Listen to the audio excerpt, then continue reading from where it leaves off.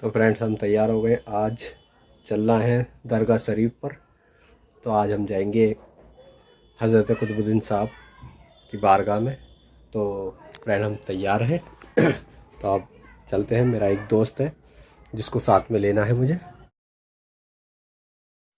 تو فرینڈس آ گئے ہم میٹرو میں اور سفر جاری ہے ہمارا، اور یہ لڑکا ہے میرے دوست کا۔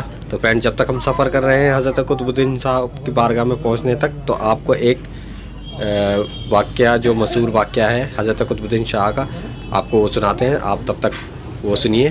السلام علیکم محترم ناظرین، ہم اپنی آج کی ویڈیو میں حضرت خواجہ بختیار احمد کاکی رحمۃ اللہ علیہ کے جنازہ پر رونما ہونے والا ایک حیران کن واقعہ آپ کے سامنے پیش کریں گے، جو یقیناً آپ کے لیے دلچسپی سے کم نہ ہوگا۔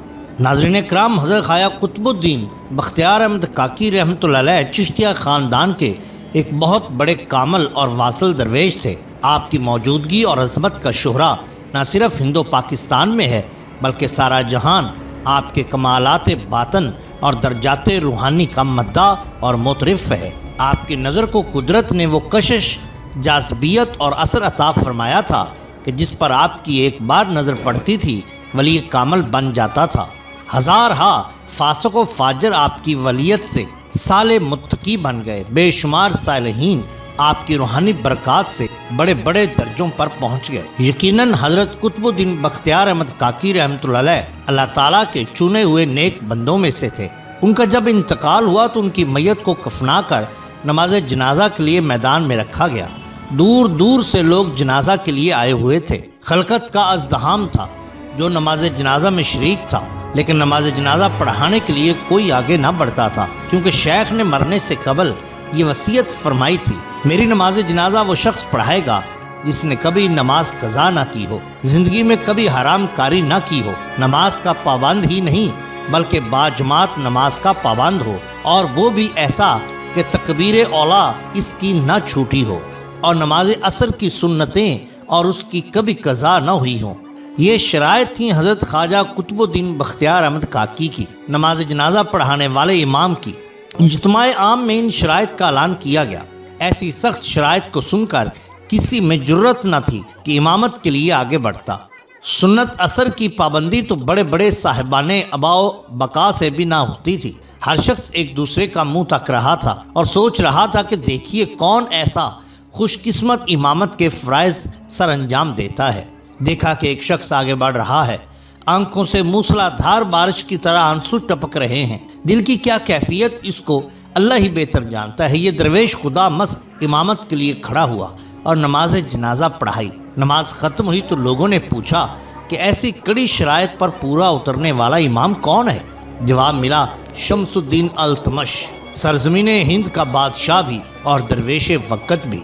درباروں کی فضا ایسی ہوتی کہ صاحبان اقتدار کے دماغ پھر جاتے، کہیں خوش آمدیوں کے جھرمٹ اور کہیں آداب بجا لانے والوں کے گروہ۔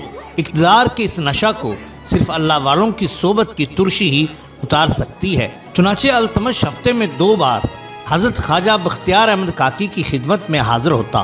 جب بھی آتا تو اسے اپنے اعمال درست کرنے اور عوام سے نیک سلوک اور ان کی فلاح و بہبود کی تلقین کی جاتی۔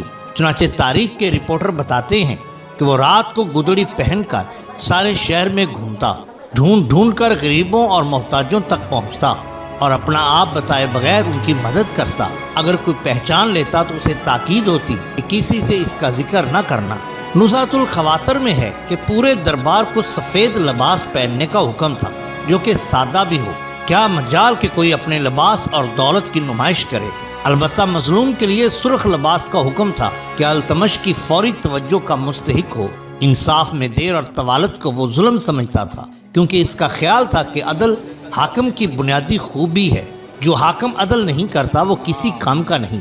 حکیم الامت مولانا تھانوی رحمۃ اللہ فرمایا کرتے تھے کہ کفر اور حکومت جمع ہو سکتے ہیں، لیکن ظلم اور حکومت جمع نہیں ہو سکتے۔ ابن بطوطہ نے لکھا کہ التمش نے اپنے گھر میں ایک زنجیر لٹکا رکھی تھی، جس کی دوسری طرف ایک گھنٹی تھی جو اس کے سونے کے کمرے یعنی بیڈ روم میں لٹکتی رہتی تھی، تاکہ رات میں جن لوگوں پر ظلم ہو وہ دربار میں حاضری کے لیے دن کا انتظار نہ کریں۔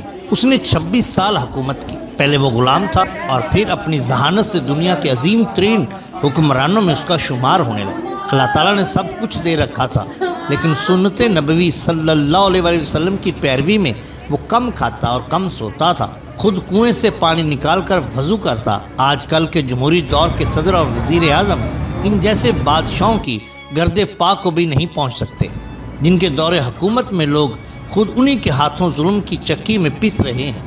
یہ اپنے آپ کو عوام کا نمائندہ کہتے ہیں، لیکن عوام سے سوائے ووٹ لینے کے انہیں کوئی اور سروکار نہیں ہوتا۔ دیکھو استبداد جمہوری کبا میں پائے کو، تو سمجھتا ہے کہ آزادی ہے نیلم پری۔